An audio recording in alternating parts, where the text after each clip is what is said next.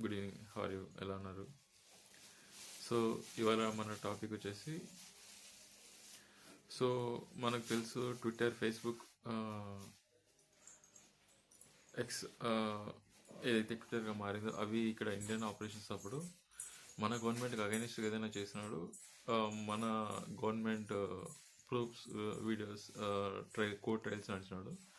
మేము అమెరికన్ చట్టాల నుంచి పాటి లైక్ ఫాలో అవుతాము, ఇక్కడ ఇండియన్ మేము ఫాలో అవ్వము అన్నప్పుడు మన ఇండియన్ గవర్నమెంట్ ఒక చట్టం తెచ్చి వాళ్ళపైన కేసులు పెట్టి స్ట్రిక్ట్గా ఆ చట్టాన్ని ఫాలో అవ్వమంటే వాళ్ళు district courts, high court, supreme court వరకు వెళ్ళారు. So all courts suggested to follow Indian rules and loss.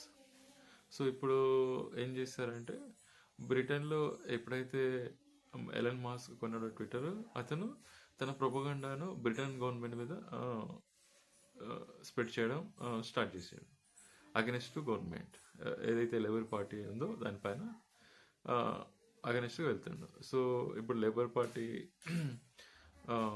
President దాన్ని బ్యాన్ చేస్తా అన్నప్పుడు యుఎస్ గవర్నమెంట్ సీరియస్ వార్నింగ్ ఇచ్చింది.